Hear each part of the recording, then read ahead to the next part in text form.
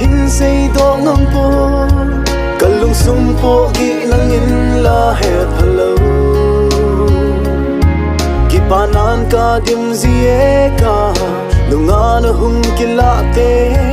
no sumai nui hiu ki adin ki pana hin la ki pana buling lo kapon do lo zin zailan hin oi mei ta ge kalung go tin tu zeng ka hin aye ka hin lung se ke adi in ka hin de hen ba khom thei le hen anom na ding ka hin kho hi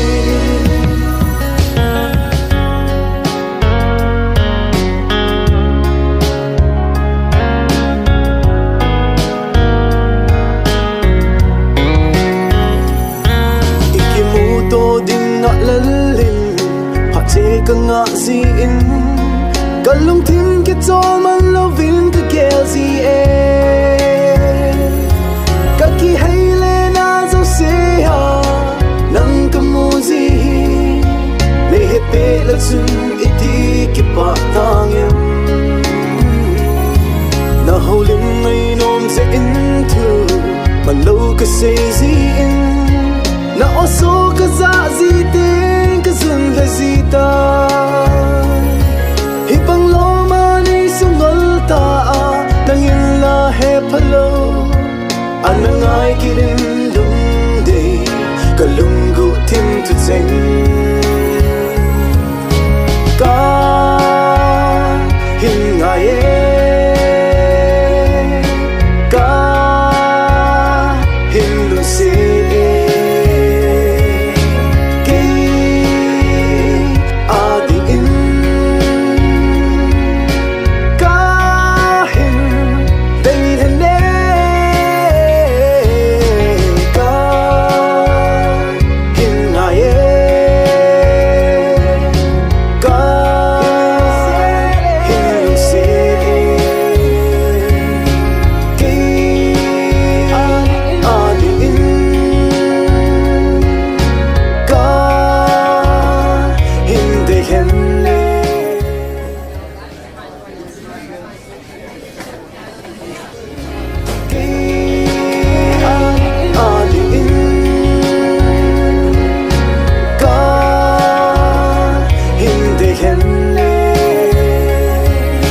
không thấy lẽ hen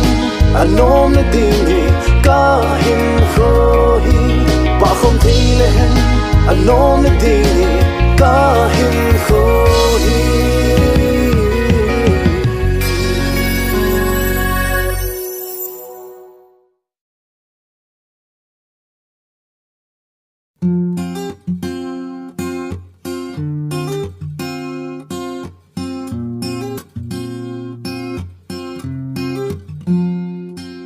Searching horizons, her distance unknown,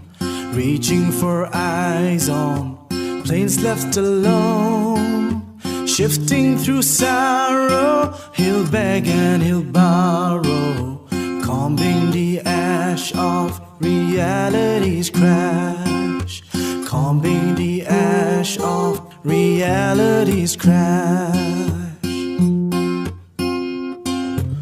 Morning sun climbs up, dressed in